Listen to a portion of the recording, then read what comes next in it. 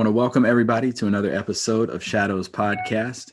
I am excited today to have with us a guest who I just recently saw on Shark Tank, Kim Meckwood. Thank you for joining us.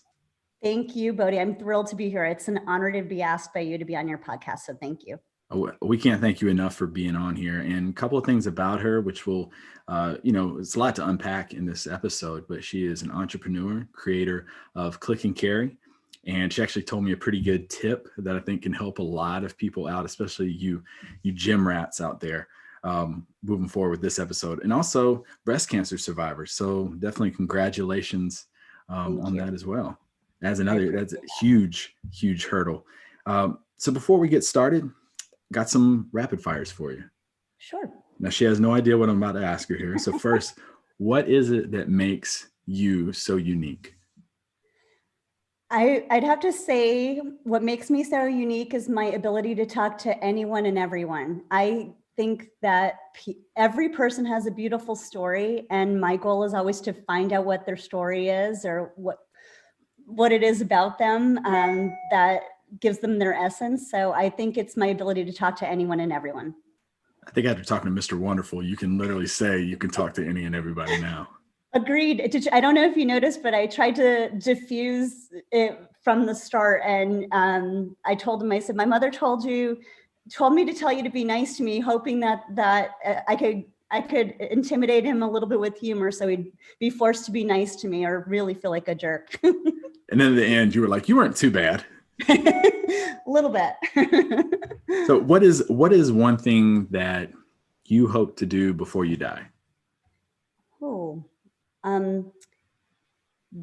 Buy my mother something just truly amazing that will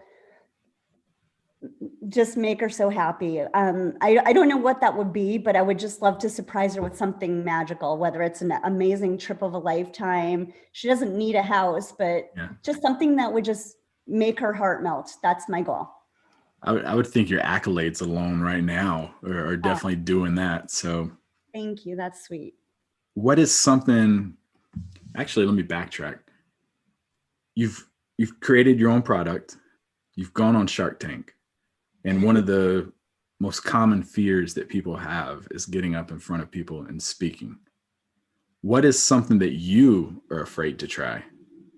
Oh, I would never jump out of a plane. I can't imagine anyone jumping out of a perfectly good working solid plane. That's the thing I'm most afraid of. And I don't like spiders. They scare me too. See, I would jump out of a plane with a spider on me. I would do both of those. Not me. You're brave. What is the worst vacation memory that you ever have? Worst vacation memory?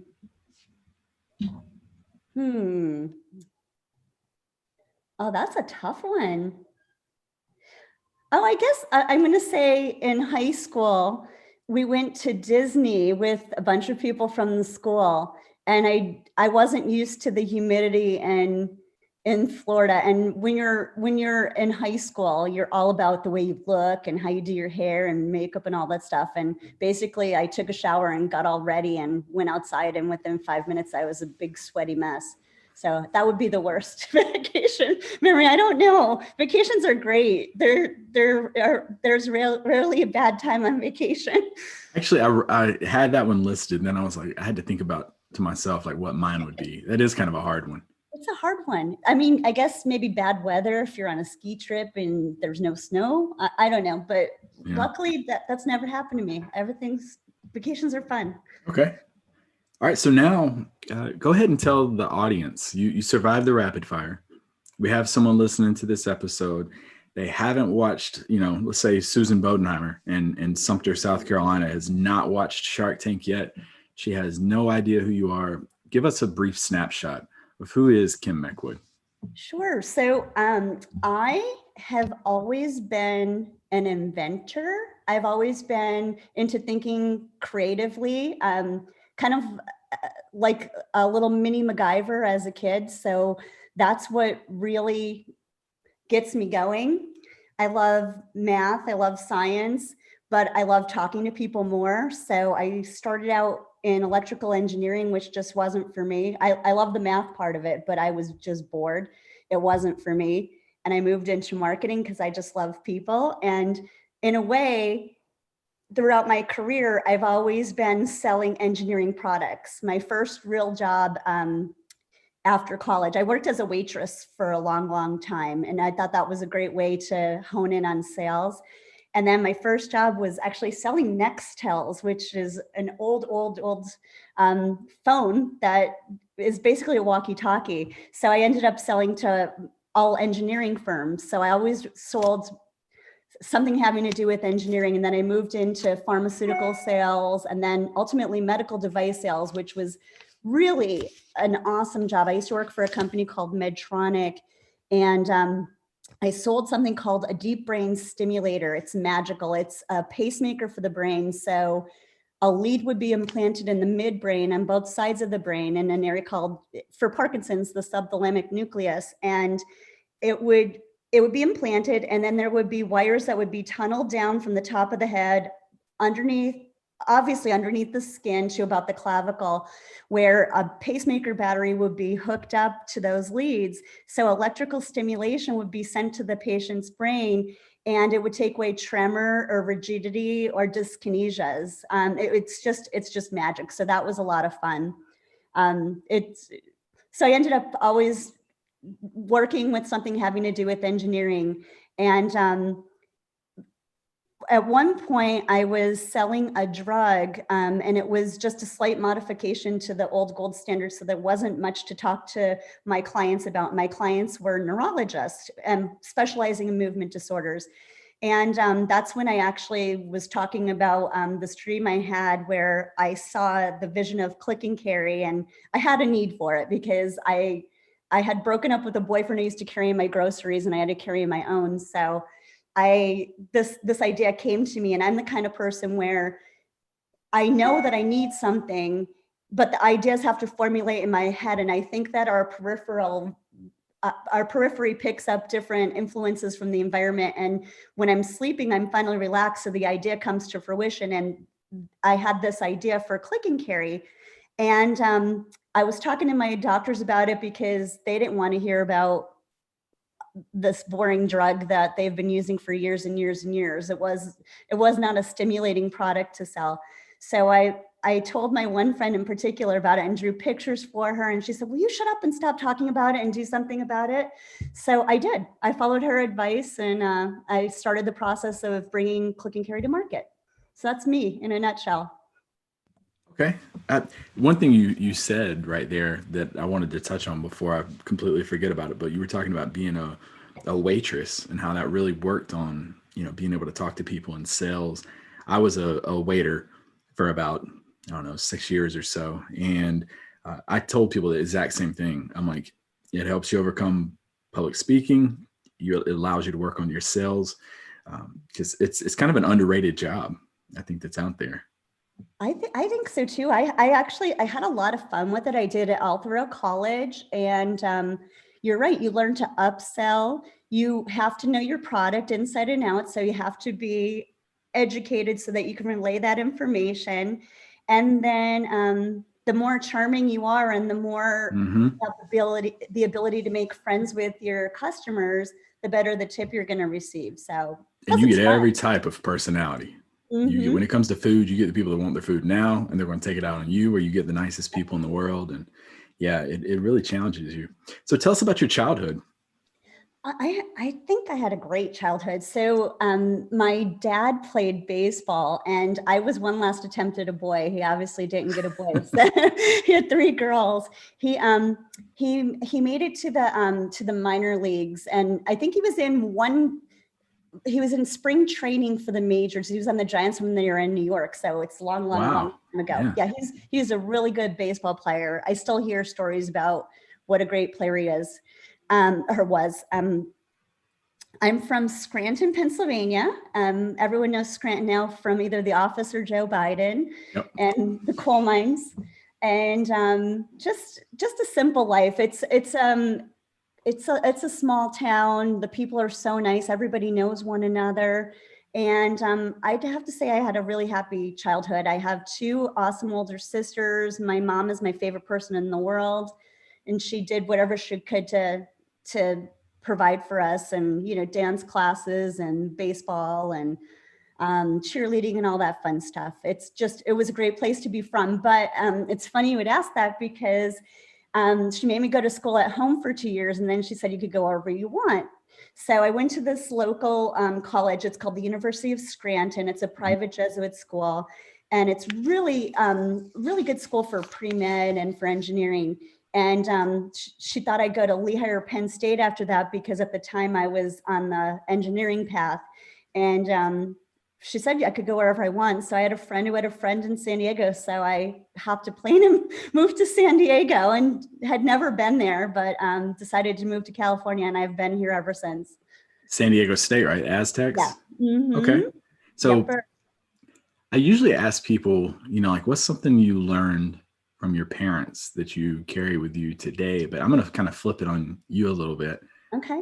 You had two older sisters. Mm-hmm. What is something you picked up from your sisters that you do today? Well, so my middle sister, she's a genius, and she's the math person.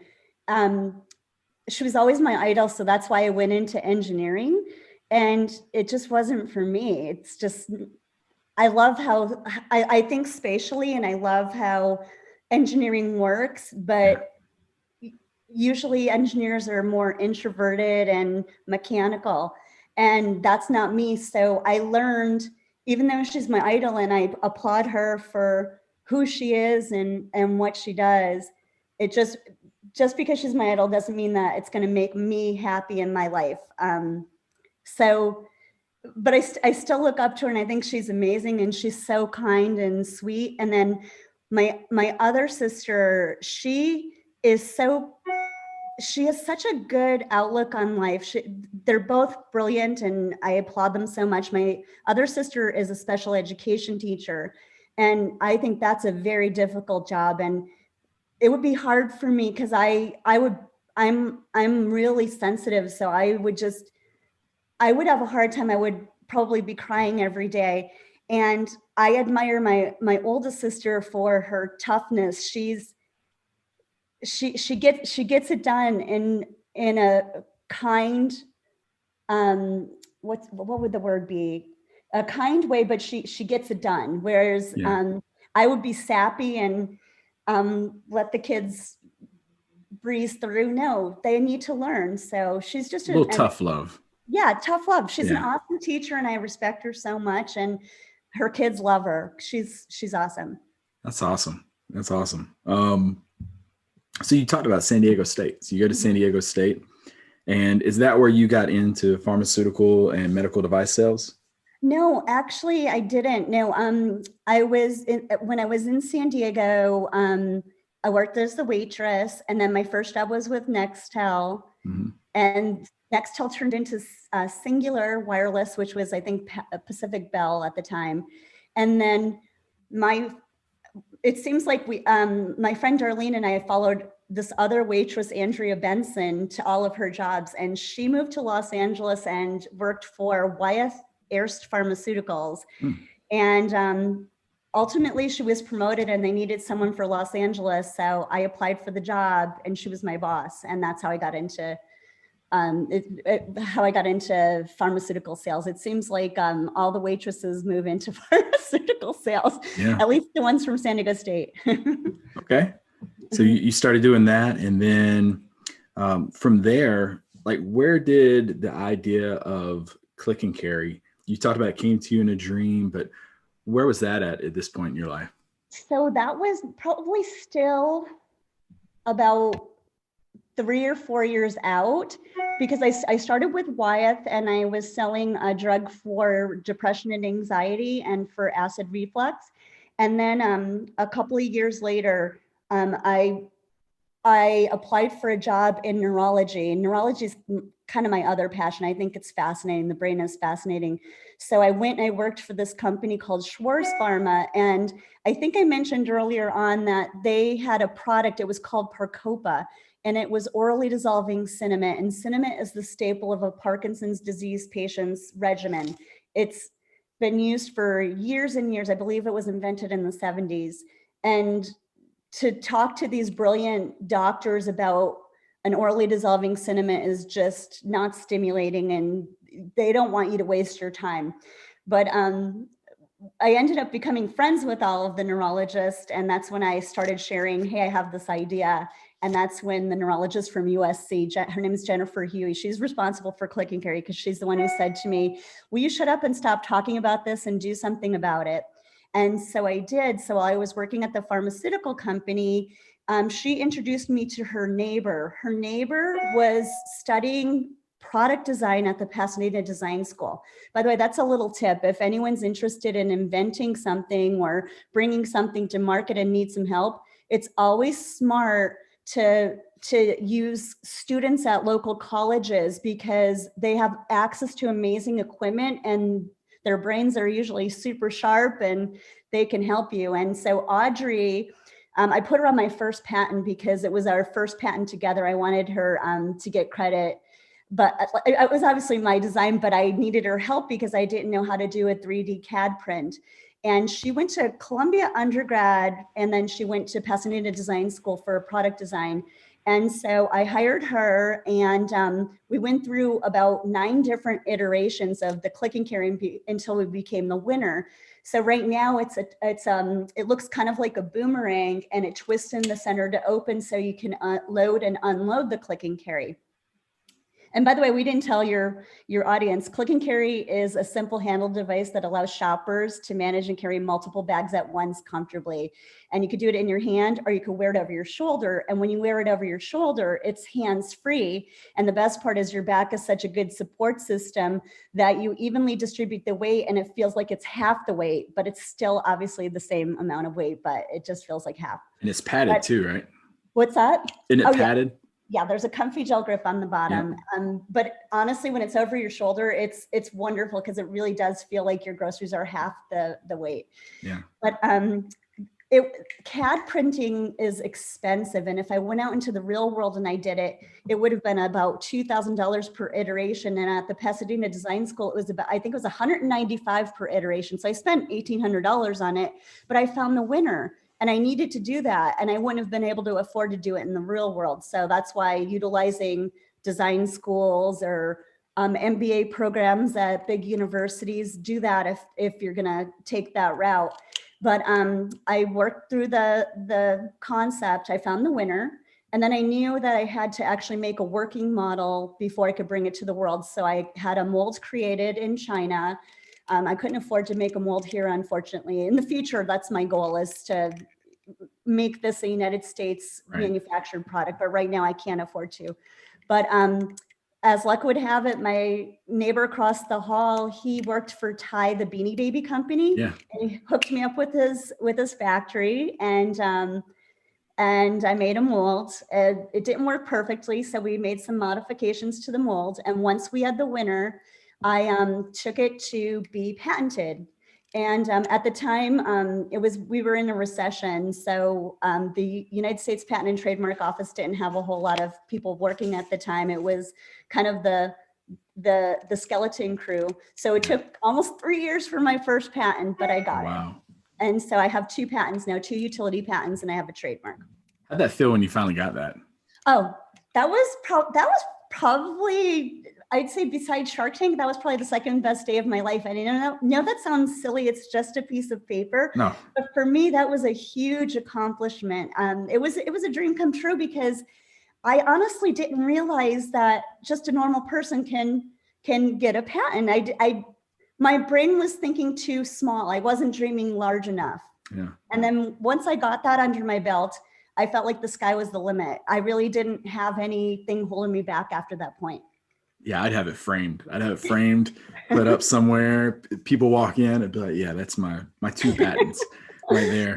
I should have it framed. I have it really protected, both of them. They're protected. And I mean, if I had, God forbid, a fire in my house, that's the first thing I would grab, and some pictures. Make a copy and frame it. There you go. Do that. Yeah. No, that's awesome. And it's funny because, like, when I love Shark Tank, I talk about it in my classes all the time and stuff, but watching it, you'll listen to something and you're like, I could have thought of that. I should have thought, why didn't I ever think of that? Or like yours, I was listening to your product and I was thinking like walking dogs. Like you could I was walking my dogs the other day and they were getting all crossed and tangled with each other and I kept having to swap hands. But I noticed, like I saw on the website, you can have a dog leash on each end. Talk to us about because fitness industry, it changed a lot through COVID. And now gyms are reopening, people are going back into them. Tell me what or tell the listeners what you told me prior to us hitting record about how they can use Click and Carry in gyms. Sure. So, and I agree with you. Things have significantly changed through COVID, and there are a lot of different machines, pulley systems at the gym. And I said that Click and Carry can be used to have sanitary handles. So instead of hooking up the handles at the gym and touching someone else's sweat, you can just touch your own sweat with your sanitary handles, because it's really easy to connect the Click and Carry to the exercise equipment. And the funny thing is, this is actually great for exercise equipment too. So like the soccer dads, they have to bring all the balls to the soccer field. So this is great for carrying sporting equipment. A lot of people you could put weights on it. So you could use, it's too small for kettlebells, but let's say you have a Clorox bottle filled with sand, you put one on each side, so you can actually make your own weights with the Click and Carry. There's so many creative things you could do with the Click and Carry. And it's funny that you mentioned walking multiple dogs at once.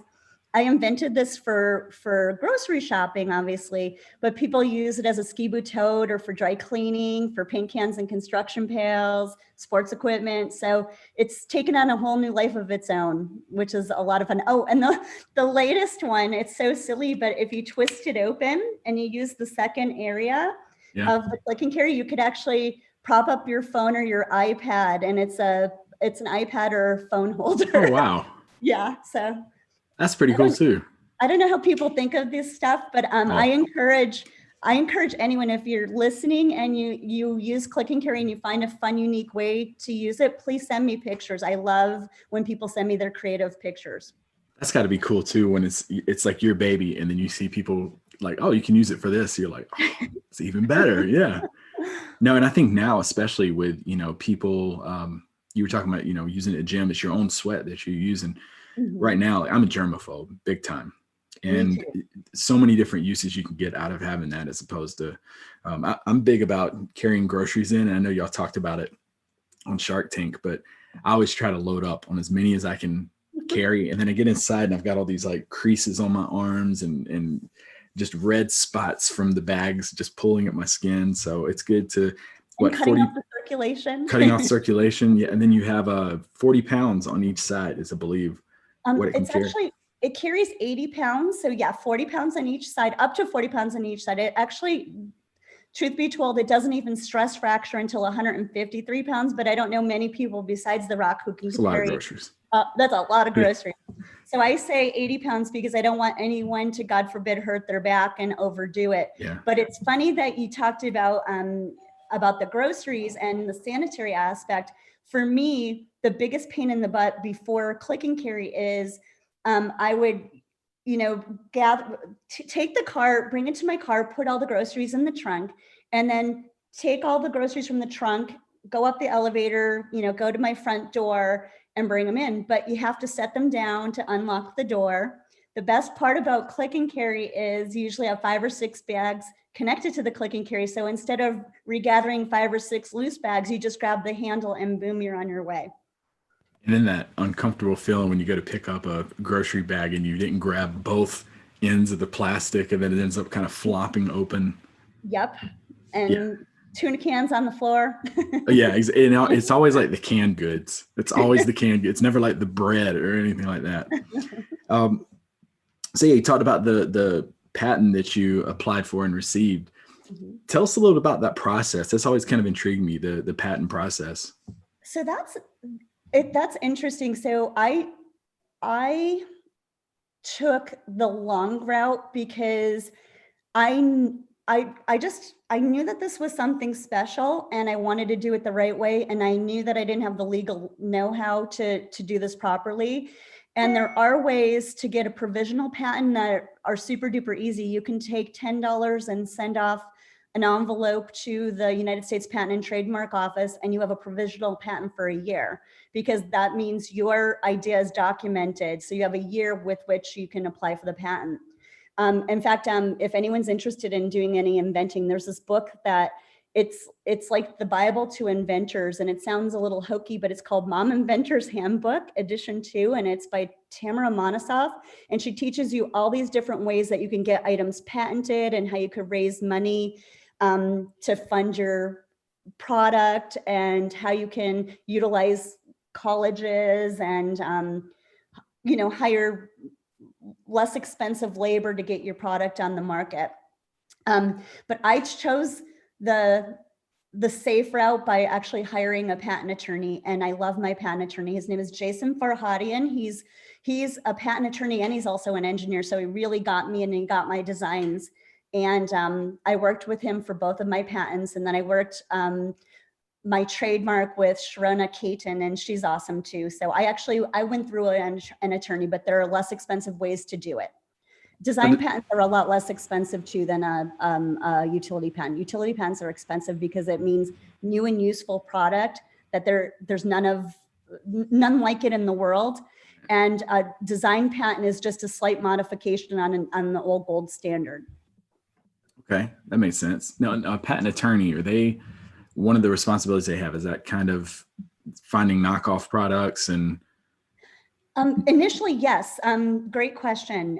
Initially, yes, they have to do a search to make sure that your product is not already on the market, because it would not behoove them to accept your money if it's not going to get approved. So yeah. And what if someone comes up with a product that's eerily similar to yours? Is that where they kind of notify them with like a cease and desist type thing? Yeah. So like I said, my patent took 3 years. So that was a scary 3 years, because someone could have been ahead in the process by 2 weeks and they would be awarded the patent versus me. So you just don't know. And that's why when you're filing for the patent, you have to zip your mouth and be really quiet about it, because someone who can see the potential could potentially steal your idea and actually manufacture it before it has patent protection, but they're the first to market, so they're the winner. Yeah, that's got to be tough too, because I know it's like you're passionate about this. You want to get this out there, but you can't really promote it. You have to kind of wait for that. So after that, you started going to the Home and Houseware trade show in Chicago. Yes, that was actually, it was amazing.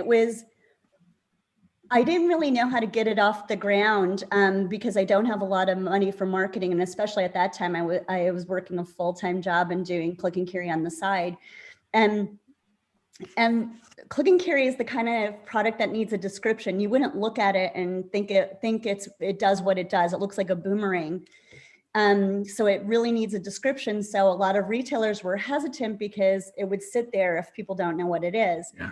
So my one last Hail Mary was I took $8,000. It was a lot of money to me at the time, and spent it on going to the trade show. And I was in the cheap section. It was called the Inventor's Corner. Yeah. And it was still a lot of fun, but we weren't the big companies. The big companies were all there. It was, Johnson & Johnson and Tupperware, or not, Rubbermaid, and all of those big home and housewares companies. We were just in the little bitty section.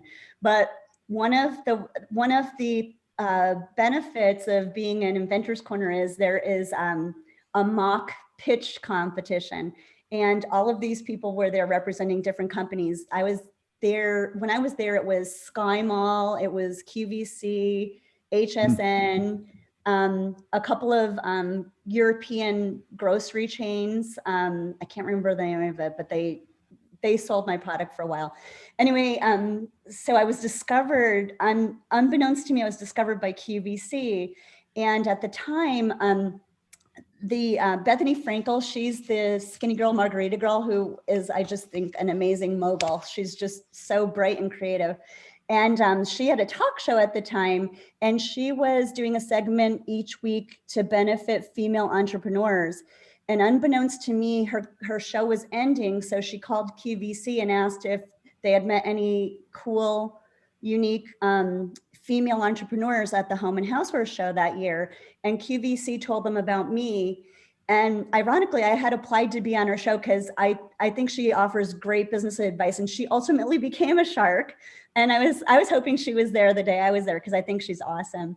And unbeknownst to me, she and QVC had been talking, and they invited me to be on the show. So I was excited. I thought I was going to go on and get a $5,000 or $10,000 stipend and some amazing advice from Bethany Frankel. And instead, since it was her last episode of Bethany in Your Business, I was awarded a contract with QVC, and I went on the next month. But the way they shoot in talk show time, it appeared to be the next day, but it was actually a month later. I went on QVC and I sold out in 6 minutes.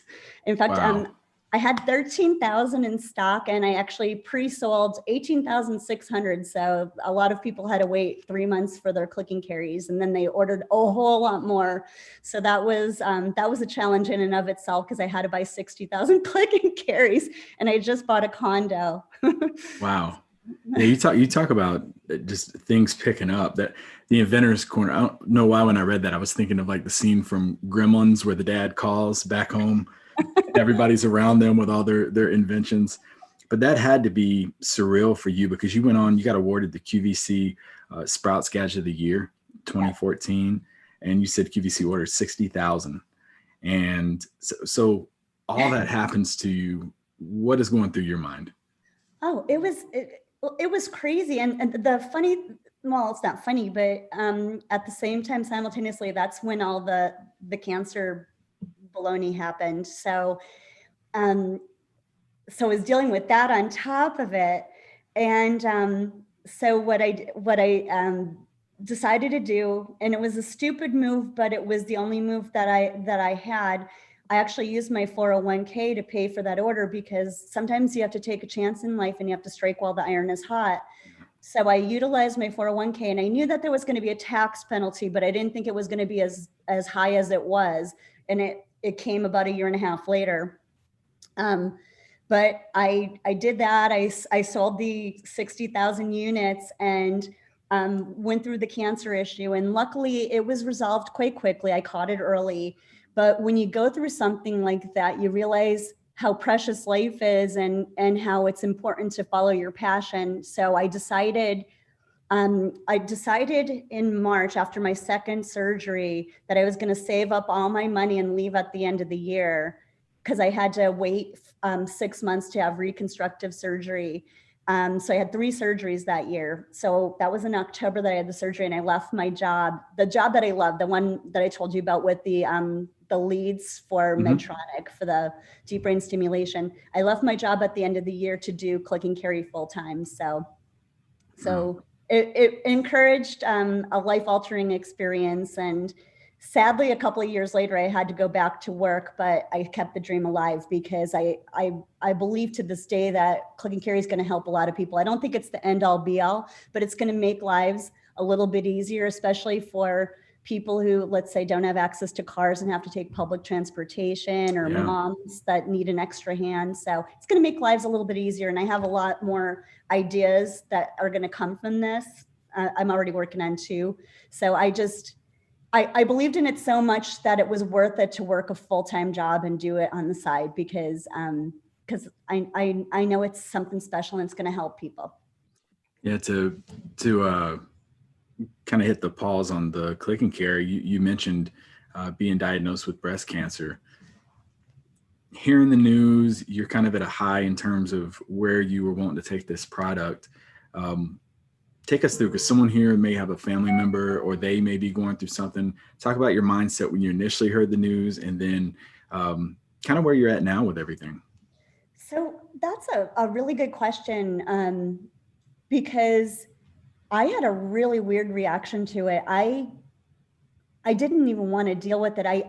No, let me back up. I did. And because I, at the time, was working with neurosurgeons, and I'm not afraid of operations, I immediately wanted to get in there and get it cut out. And then they wanted to make sure they cleared the margin. So I went in 2 weeks later and had a second surgery. My plan was to just get in there, get it done, and be done with it. And that's how I operate. And but I didn't want to talk about it to anyone. Every time I talked about it, I got choked up. So I pretended like it wasn't happening. And I told very few people about it until it was over. I'm getting choked up now because it was really difficult, because it's the kind of thing you do want to share with people. And I hardly shared it with my family because I knew it would make my mother and sisters really nervous. Yeah. But the thing is, I'm happy that it happened to me, because QVC actually did a segment on me for Breast Cancer Awareness Month. It was on Fanny. It's I could send the link, and maybe you can attach it to your podcast. I'll send the link. They did a segment on me, and I feel lucky that I got to do that segment, because I talked about how if it's treated early, you could nip it in the bud. And that's not the case for everyone, I know, but it's important that women know to go and get their mammograms and get checked so that you can catch it early before it's too late. And it's not fun to go through, but I was lucky to have the platform to tell people to hurry up and get your mammograms. And if any of you girls are out there listening, get your mammograms. It's really important. What's either one person you've interacted with? I'm sure you've interacted with several people, especially after having a story out there and having the platform that you have now. What's that one time where someone's come up to you and they're like, that helped me. I needed to hear that. Oh boy. I've gotten so many amazing phone calls and emails and text messages since the episode aired. I'll tell you a couple of my favorites. There was an 82-year-old man who wrote to me, and he said, "Where was this my whole life? You made my life so much easier." He said, I'm older now and I have to go up 3 flights of stairs. He said, and I walk to the grocery store because it's close, but this just makes it so much easier. And then I've gotten calls about the fact that I didn't give up, that I insisted on reapplying each and every year, even though they said no, because the truth of the matter is no is just no for now. Yeah. You just need to figure out a way to convince them that they need, in this case, they needed me on the Shark Tank. Yeah. Obviously they really didn't, but it was my goal, and I wasn't going to stop until I got it done, because I knew that I needed to get the word out, and I knew that I didn't have the money to do a real marketing campaign. And that was an amazing vehicle. I'm getting calls now. I just got off a Zoom call from South Africa. They want to distribute in South Africa. And I've gotten calls from Canada and Mexico and the Philippines. So people are seeing this exposure from Shark Tank, and everyone looks at it and said, "Oh, that's just so simple, but I need that." And I think we're going to see it everywhere soon. And I hope my prediction that it's the next umbrella is true. I hope you'll see it everywhere, and that everyone will have 2 or 3 in their household. I was even thinking about, because we spent 6 years in Germany before we came to Alabama, and everywhere you go over there, whether it's Prague or Berlin or, Amsterdam, for the most part, it's not like the States. For people who haven't been overseas, it's not where you can just pull up the front of Walmart and park. A lot of it is you take a metro into the city. There's not a whole lot of public parking. If there is, it's expensive. So you're doing majority of your day walking around. And I heard your product. I was like, where was this when I was in Germany and we were carrying, bags, and it was, okay, your turn to carry this bag. It's hurting my hands. Okay, your turn to carry this. So I think especially over in Europe, I think there is like a huge need for this. So it made a lot of sense when you said it was being sold at like grocery stores and stuff there. Mm-hmm. And people in Europe shop on the daily basis for their dinner. And they walk. Like here. Mm-hmm. They walk down the roads. They have their grocery store, their bakery. in their cities, and they're walking back and forth. You see them walking up and down the roads. So I think that this has like a perfect, it's a perfect product for them. Talk to us about the 5-minute pitch podcast. That was an amazing contest. I feel so lucky, and I have lifelong friends that I met from that podcast. So I was actually in Hawaii working for the job I just left, and one of my friends, her name is Jacinda. She and I actually worked together at Medtronic, and she said, "Hey, there's this podcast I listened to, and they were promoting the 5-minute pitch." So the 4 judges are just brilliant. They're all Amazon sellers. The one guy, he owns a company called Jungle Scout, and it teaches people analytics on their computers. The other guy, Steve Chu, he has this fantastic podcast called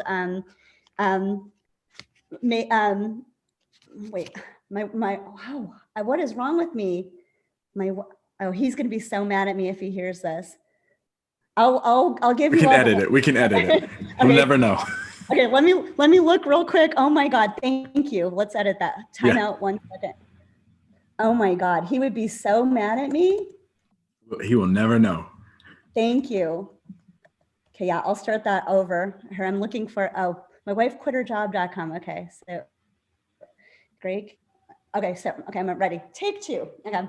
So the 5-minute pitch was an amazing experience. There are these 4 brilliant entrepreneurs who sell on Amazon, and they had this contest, and my friend who I worked with at Medtronic alerted me to the contest, and I didn't have time to send in a new video. So I asked if it was okay if I sent in that year's Shark Tank video, and they accepted it.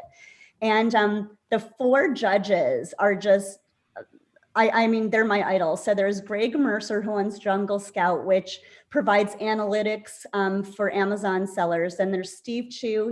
His podcast is My Wife Quit Her Job.com. And then there's Mike Jackness. He's amazing, and he's in the Ecom crew. He also has a podcast. And then there's Scott Volker. He's amazing too. Oh, darn it. Sorry. Let me do the Scott Volker. I can't remember his podcast name either. You can just pick back up from him, and I'll make it sound like it was so fluid. You're the best. I can't believe I'm forgetting this. I think I must have had too much wine this weekend. Scott. What a dummy I am today. Okay, got it. Okay, here we go. And then the 4th one, his name is Scott Volker, and his podcast is The Amazing Seller. So they were the initial judges, and then they put out the judging to the audience, and then they picked the final 4, which ultimately turned out to be the final 5, to compete live at a competition in Miami. And there was a panel of judges, and it was in front of Steve Chu's conference. So they all had a hand in voting, but it was mainly the judges who voted. And I was the lucky winner of $50,000. And the best part, in my opinion, was that I had 8 hours of time with these 4 brilliant guys the next month in Texas.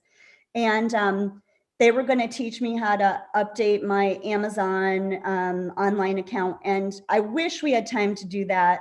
I'm learning the hard way. I'm not very proficient at my selling these days, although I've had a huge spike recently, and I'm learning the hard way. But we didn't get to spend that time on me learning the tricks of the trade for selling online, because believe it or not, my episode of Shark Tank was shot over a year ago, and it was for and it didn't make it to air until this year. So instead of helping me with selling online, they helped me to answer questions for due diligence for Mark and Barbara. So it was worth its weight in gold, and $50,000 was amazing. In fact, it paid for half of my order in preparation for the episode airing.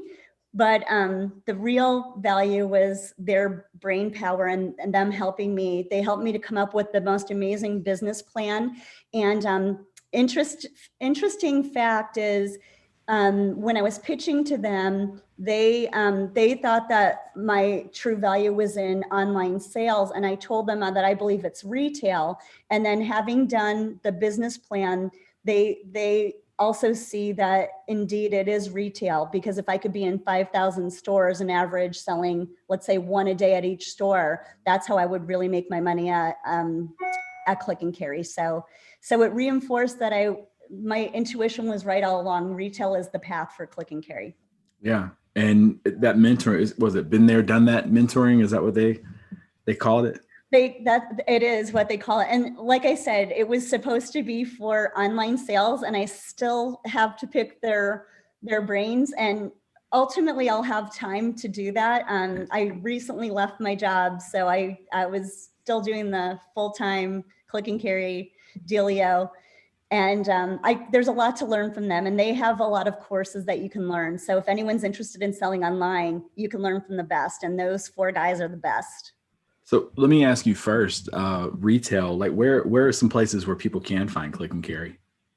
So right now, it's in some local grocery stores, Ralph's. It was in the Container Store, but it's no longer in the Container Store. But I was just approached by Lowe's.com is going to carry it. And I'm hoping that since the episode aired, that it's going to be in Lowe's stores. I think I'll be able to make the transition. They didn't know about the show, and I wasn't able to tell them until the episode aired. Walmart recently asked me for a pitch deck because I was in a contest this summer. I'm in a group called WBENC. It's Women-Owned Business Network, and it's for minority-owned businesses. And women-owned businesses are considered the minority. And a lot of big companies like Walmart and Target and Kroger, they have to deal with a certain number of minority-owned businesses. So this contest I was in the summer, I didn't win. The winner was fantastic. I did win $2,000, but I wasn't the big winner of $20,000. But the judges were all from these big companies, and they offered great advice. So it was Coca-Cola, it was Walmart, it was Target, it was some of the big tech companies. So I learned a lot, and I kept in touch. And as a result of that competition, Walmart asked me for my pitch deck. So that the good news is that means Walmart's considering Click and Carry for their stores. Oh, that'd be huge. Agreed. I sell it at Walmart's in Puerto Rico, but it's just in Puerto Rico. They have 34 stores, 34 Walmarts, but it's not in the continental US. So if I were lucky enough to get asked to make the transition to the continental US, it would be magical. Oh yeah, that's a game changer right there. Talk about the power of social media, in 2020 with selling your products. Sure. Well, so that's the funny thing is I'm a little bit older, so I'm not great at the social media. If I were some young, cute 20-year-old hawking this, I think it would have already blown up. But it's a little bit difficult. But that's where you hire people to help you, or you get creative. And what I found, what makes my social media work is that I invite my customers to send me pictures of them using the product. And it's really cute because some people will try to show off and carry a million things, and some people will show a fun, unique new use of Click and Carry. So I like to bring my customers into the mix and have them be a part of the company. So I invite people to send me pictures and send me stories and send me videos. That's cool too, because even like the cell phone, when you brought up, now you make a pitch to someone, you're like, and look, you can use this as a cell phone holder. So that's pretty cool. You're getting buy-in from everybody. So the next thing I want to talk about is Shark Tank. So on Shark Tank, you went on there and you said you tried 7 times to get onto the show. So I have to ask, what is the process like to get on to Shark Tank? Oh my gosh. So I don't know if I should be embarrassed or not that it took 7 times, but I just love the show. I wasn't going to give up. It's resiliency. But there's a couple of ways you can get on. So right now, in fact, I saw Mindy Casting. By the way, you guys, all you Shark Tank fans should follow at Mindy Casting. They're opening up their newest recruit for Shark Tank for season 13 in a month. And she said, but get them in early. So right now, what you need to do is you need to film a video and you need to send it into casting. But in the past, you were also enabled to go to a live casting call where you would pitch. So either way, whether they saw you on video or if they saw you in person, if they liked you and they thought you had something special, they would invite you back for the next round, which included filling out a 30-page questionnaire, basically your whole life. It was answers to all the questions and, what motivates you, what are your sales, just everything that they need to know to see if you're a quality candidate and if your business is a real business. And then if they like you there, then they, I can't remember if I had to submit a second video or if I had a call, if I had a call with the producers, and then they bring you to the next level, which includes more paperwork, and it's more legal paperwork. And this is the hard round to get to. And once you pass that test, then you start working with producers, and the producers help you with your pitch. So you work with the producer once a week. In my case, it was for about 2 months, and my pitch changed dramatically from the first week to the last week. In fact, when I was working with my producer, I told him about the 5-minute pitch competition, and I didn't know if it was a conflict of interest or not. So I asked him if I can compete, and he said, well, Kim, he said, I thought about it. Do you think you could win? I said, yeah, I think I can. I said, I could give it a good shot. And he said, well, just go win that money. So he let me enter the contest, and I'm glad that he did. And it was good practice because I kind of got the nerves out right before I pitched to the Sharks. So although I was really nervous once I was in front of the Sharks. When you finally got notified, like you've been denied 6 times to get, and that had to be, heartbreaking each time. You hear the news. And one of the times, I didn't mean to interrupt you, I'm sorry. One of the times, it was the second time, I actually made it to where I made it to this time where I was working with the producers and I was ready to film. In fact, ironically, the apprentice for the main producer that I was working with, the apprentice ended up being the producer for this season. When you got accepted on. Yeah, he said, his name was Sean, he's amazing. And he said, Kim, do you remember me? And I said, your face looks familiar, but I don't remember where I know you from. Do I know you from the gym or I didn't know where I knew him from. And I just, it didn't click. Yeah. And just funny how things work in life. So I made it really close twice. And this time I finally made it to film. What advice would you give to someone out there who's, maybe not in a scenario like going on Shark Tank for their 7th time, but like someone who's trying something and they keep getting knocked down and keep getting knocked down? Like, what advice would you have for that individual? I would say if you really believe in yourself or your idea or your product, don't listen to the naysayers. Know in your heart that you could do it, be confident, and just keep going. I mean, I could have easily given up and I could have said, oh, they're never going to pick me. In fact, I was told by one of the early casting agents, who's a good friend now, his name is Scott. He said, they're never going to pick you.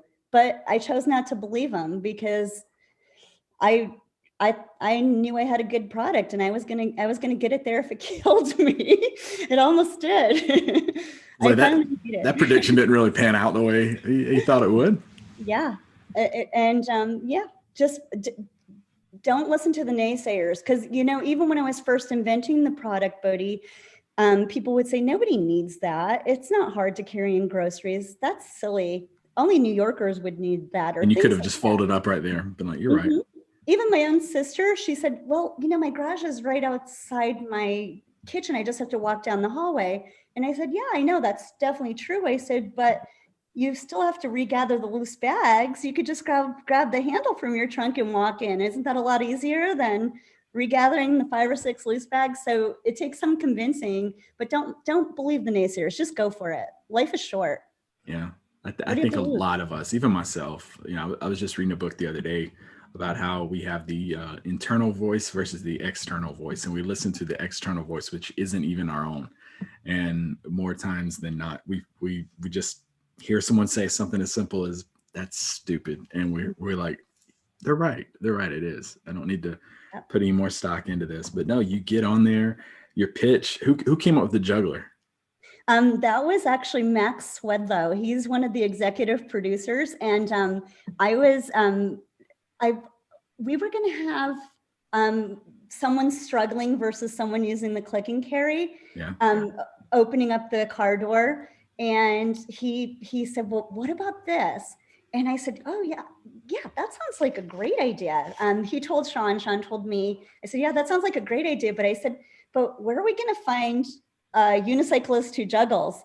And I mean, we live in weird LA. So Sean called around and found 2 unicycle colleges. And the first one I called, actually, she's the German world champion of unicycling, and she also juggles. So I hired her on the spot. You could tell me that if my life depended on it, the next 24 hours, I have to find unicyclists that can juggle, and I would fail. So it's LA. I mean, we've got it all here. That's so funny. Another funny thing. Oh wait, hold on. I just lost my train of thought because I looked at the clock and it was 11:11. I was going to the juggler was even, what was impressive was even passing out the click and carries for it. I think that they were like your proffer receiving them from.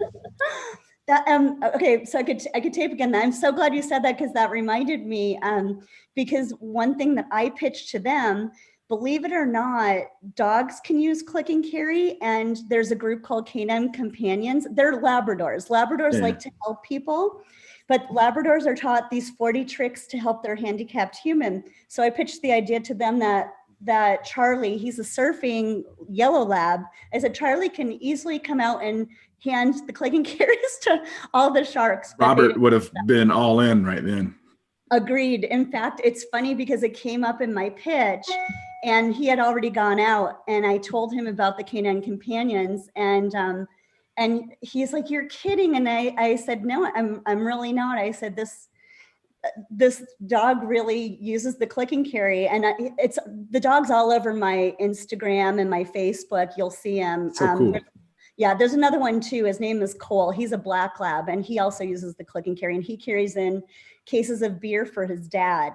But Robert was all excited about that, and he was excited too because I told him about my next invention, which is actually a strapping system that connects to click and carry, and it works as a crossbody, or it goes diagonal, so you can wear oblong items like a surfboard or a stand-up paddleboard or even a ladder. And then for a smaller version, you could actually make one where you can actually carry skis, because let's say you're walking to the lodge, moms are stuck with carrying their kids' skis. Well, they can actually wear it like a purse. And then when your shoulder starts to hurt, you just switch sides. But it's really great for stand-up paddleboards and surfboards and ladders, because you could wear it instead of having to carry it like this with your elbow. That's really cool. Thank you. I'll ask you more about that one in just a second. So we were talking about it, and we were joking before we hit record, because I said if I ever went on Shark Tank and was walking out, I would have the music playing in my head. And but I know that has to be nerve-wracking. So take us back to that moment where, they're about to tell you you're about to walk out there, and then from the moment that you were told we're about to, hit go until you start talking to them, what is going through your mind? Oh my gosh, it's surreal. I honestly had the biggest smile, and I couldn't have been happier. I was like a kid on Christmas Day because I finally made it there. It didn't matter if I got a deal or not. I was just happy to be there and to get my chance. That's all I wanted, was the chance. And they finally gave me the chance. I was so appreciative. But I was very nervous. And it's funny that you said you would be humming the song. I had to hum the song because they actually don't play the music. And I said, "What do you mean you don't play the music? I mean, that's my favorite part." But so I hummed it in my head. But the funny thing is, and if you watch the episode, you'll notice I keep licking my lips because I was so nervous that I ran out of saliva. I had such a dry mouth because it was literally the best day of my life. And I was in front of all my idols, and I had a great group of sharks that day. I was only missing Damon, and I love Damon too, but it was a dream come true. And I was so nervous that I had no saliva. I actually, at one point, Lori asked me a question. I said, Lori, hold on. And I told her, and they all started laughing because there was nothing left. I had hidden a bottle of water on my table behind some of the click and carries, and I had to leave and go and get a drink and come back. And you're not supposed to do that, but I had to. There was nothing left. I wouldn't have been able to speak. And she was laughing. It was cute. That dry mouth is like a real thing too, because it was one of the most embarrassing moments of my life. I was reading something in front of a squadron, and I got dry mouth, and I couldn't grab a bottle of water or anything, and I just fell flat on my face, basically. Hard. yeah. Thank you for letting me know about it, because I would be like, dun dun dun dun. Hello, sharks. By the way, I messed up my lines, which was devastating. You could see the blood rush from my face when it happened, because I was supposed to say, and juggle all that life has to throw your way. And that's when the juggler came out. Her name is Sophia. And I said, and juggle. And I blanked, but then luckily it came back, and I said, and juggle all that life has to throw your way. But I could tell that my poor producer, he must have been cringing, because we practiced so many times. And there I go, and I forget my lines. It's nothing like when you hit record. Yeah, that's one thing I've learned, that either teaching or talking in front of people, is you can have it just scripted the exact way you want to do it. And then you look back, you're like, oh, I messed that up. It didn't go too bad for you though, because you got up there, you called out Mr. Wonderful, Kevin O'Leary, right off the bat. You were like, my mom said you gotta be nice to me. But he even was like, this seems like it's in the 8th inning of its life. And that's where, going back to naysayers and people making comments like that, and you were like, I disagree. And after that, Robert went out, Lori went out, which you said Lori and Barbara kind of had a back and forth. Yes. Yeah, a little back and forth, which, Lori, with her QVC background, initially when you come in, I'm trying to line up who's the perfect fit. And I was like, this is probably perfect for Lori. But actually it went to Barbara and Mark. How thrilled were you when they both offered you the deal and you said, let's do it? It was amazing, because another point in the pitch when the blood flowed out of my face was when Barbara made me that lowball offer. And she was right. I was for the whole thing, right? Mm-hmm. 85% of it. And I was insulted. And looking back, my friend who's a casting agent, Jackie, because they all grew to know me, and they were all in the room when I was filming, because it was my 7th time, so they all knew me by name at this point. And Jackie said, I think that Barbara was testing you. And I believe that was the case too. And I believe that was the case because Mr. Wonderful said, I like Barbara's offer. And she looked at him and said, you like that offer because it's a greedy offer. So yes. She knew it was a greedy offer. I think she was testing me to see if my heart was in it. And that's what I think convinced both Mark and Barbara to come in together, because actually Lori was the last person to go out. And while she was going out, Mark and Barbara were conspiring. And sidebarring. I could see them out of the corner of my eye. And I really think that what they needed for convincing was the fact that that my heart was in it and that I wasn't willing to sell it. And I know that I gave up a big portion of my business, but to have Mark and Barbara as your partners, it was giving up 40%. And listen, Lori would have been an awesome partner too. I really love and respect her too. I didn't think that I needed Lori as much because I already had QVC. That's what I was going to say. That made sense. Yeah. And then you had even told Barbara before that you had 70% return customers. Mm-hmm. And then you kind of got the lowball offer right after that. So yeah, absolutely. I think you were spot on with that assessment. So yeah, you end up with them, which, Mark Cuban is my favorite one on there. But then, so before we kind of wrap everything up with Click and Carry, What's like any cool stories like with people you've run into or celebrities or anything since Shark Tank that you have to share? Wow. Gosh. So every time I run into a celebrity, and it happens a lot because I live in a part of town where a lot of people frequent, and the one time I always give them a click and carry too. So I've met Kristen Wiig and Wow. why am I not thinking of her name? The real pretty one that was married to Ben Affleck, and Jessica Alba. Mm. I can't remember the cute one from Alias. I forgot her. I met her. But my favorite was one time I was out to dinner and John Krasinski was there, and I'm from Scranton. There you go. So of course I gave him a click and carry, and I said, listen, I said, and I never asked them for pictures. I said, can I get a picture of you? I'm actually really from Scranton and I would love to put this up on Facebook. And he said, of course. So I went to take his picture and he took my phone and he gave it to his friend. He said, no, you have to be in it. So we took a picture together and I wrote on Facebook, hello, Scranton, love Kim and Jim. And it was that was my favorite. And he was the nicest guy. I'd say everybody's nice that I've met. I can't think of one celebrity that wasn't nice. Yeah. And they probably think I'm a weirdo giving them a click and carry, but I just think it's fun to give them something new and exciting. In fact, I always see Anthony Kiedis, and I gave him a click and carry. And the next time I saw him, he said, your thing, he said, I gave it to my nanny. He said, I don't do the grocery shopping. But it's so funny because he was doing the twisting mechanism. So he obviously looked at it and familiar with it. Yeah. So even though he wasn't the end user, he put some time into it. And I thought that was really cool. That made me really proud because I like his music. So Red Hot Chili Peppers. Yeah. Yeah. So it was really cool, like for me to give him something creative back.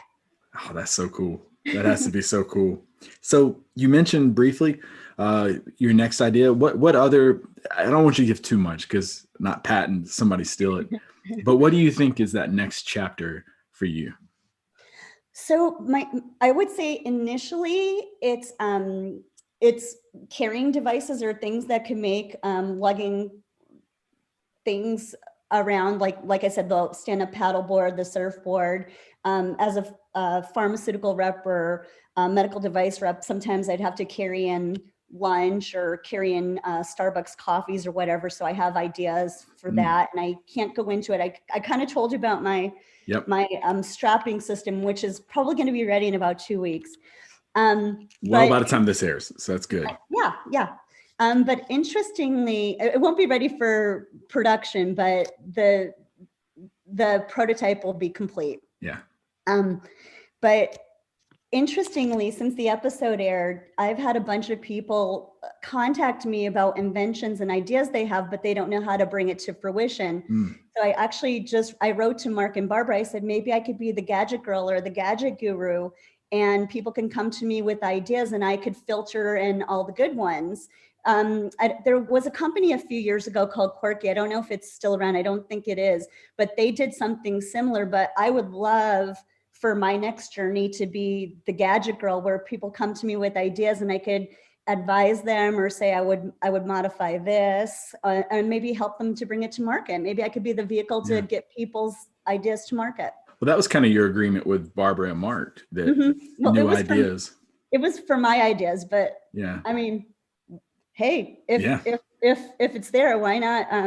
Why reinvent the wheel? Yeah, exactly. Yeah. And so what advice do you have first to anybody who has gone through, the struggle of breast cancer for like their family members or spouses of someone who's going through that? What advice would you have for those? Boy, the best advice is that it can happen to anyone. It could happen to you. So be cognizant about getting your annual exams. And as far as for the family, we all handle adversity in different ways. And I told you that I couldn't talk about it. So I guess my advice to friends and family members is let the patient know that you're there for them, and ask them how you can help them. Let them tell you. Yeah. Don't force it. Yeah, don't force it. Don't push yourself on them. For me, I couldn't handle it, and I got their help afterwards, but I couldn't deal with it at the time. I just pretended it wasn't happening. So know that each person has their own way of dealing with adversity, and ask them how they would like it to be handled. Don't avoid it. Don't change the subject. Just point blank ask them, because I think throughout the pandemic, we found out that what is most important is knowing the truth and not hearing any baloney. Yeah. So if we knew the truth from the beginning about COVID, I think we'd all be in a much better place. That's true. Yeah. What about aspiring entrepreneurs? Not to give up and not to listen to those naysayers. If you believe in it, work a little bit a day on your product. Just go for it, because the only one you have to prove yourself to is yourself. And hey, Thomas Edison had a bunch of inventions and many of them failed, but he kept going, right? Yeah.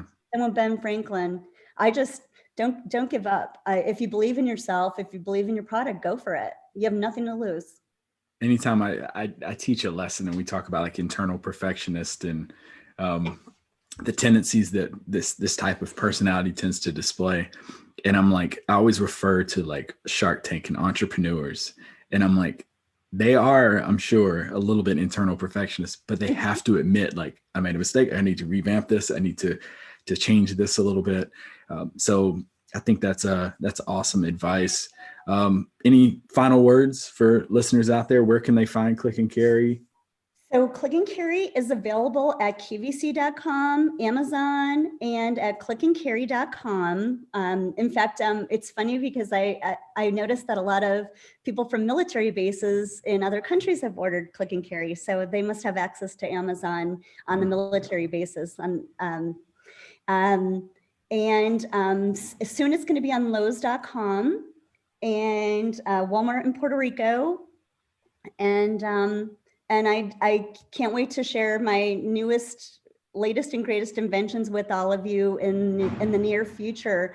And check out that book, Mom Inventor's Handbook. And if I could be of any help to anyone, please feel free to contact me. I'm available on LinkedIn under Kimberly Meckwood. And if you have ideas, I can at least give you advice and point you in the right direction, because so many people have helped me. I like to return the favor. So if I could mentor anyone along the way, I gladly will, within reason, obviously. But I think it's important to give back, because I've been given so much.